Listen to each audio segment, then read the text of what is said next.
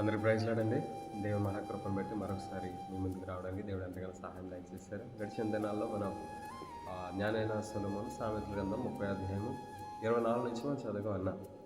భూమి మీద చిన్నవి 4 కలవు, అవి మిక్కిలి జ్ఞానం కలవని చెప్తూ చీమల గురించి మనం తెలుసుకున్నాం. ఈ రోజున 26వ వచన భాగంలో చిన్న కుందేళ్ళ గురించి రాయబడ్డాయి.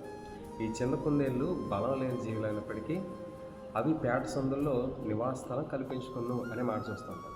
నిజంగానే కుందేళ్ళు బలం లేనివి, కానీ నివాసం విషయంలో జ్ఞానంగా ఆలోచిస్తారంట. అవి పంట సందుల్లో పేట సందుల్లో దాతులు ఉంటాయి. అవి ప్రమాదం జరిగినప్పుడు ఆ సందులు సురక్షితమని నమ్ముతూ ఉంటాయి. అలాగే మనం కూడా క్రీస్తులో ఉంటేనే క్షేమం కనుక క్రీస్తుని ఎరిగిన మనం క్షేమమైన క్రీస్తును ఆశ్రయించాలి. క్రీస్తే మనకు సురక్షితంగా ఉంచగలరు. అందుకని దావీదు అంటాడు కదా, నా దావి చోటు నీవే అని అంటాడు. అలాగే సామెతల గ్రంథంలోనే 18వ అధ్యాయం 10వ వచన భాగంలో ఇక్కడ ఒక మాట అంటాడు, యెహోవా నామం బలమైన దుర్గము, నీతిమంతులు అందరూ పరిగెత్తి సురక్షితంగా నుందరు. కనుక మనం కూడా నీతిమంతులుగా ఉంటూ సురక్షితమైన క్రీస్తు మార్గంలో మనం ప్రయాణిస్తూ యేసే దుర్గముగా మనం భావించినల్లా మనం క్షేమకరంగా ఉండటానికి, మన జీవితము ఆశీర్వాదకరంగా నడిపించబడటానికి దేవుడు సహాయం చేస్తాడు. మనందరినీ కూడా క్షేమకరమైన సురక్షితంగా నడిపిస్తాడు. కాబట్టి అలాంటి క్షేమం మీకు అందరికీ కూడా దేవుడు అందచేయాలని తెలియజేస్తూ ఈ మాటలు మీ జీవితాల్లో నెరవేర్చబడిన గాక.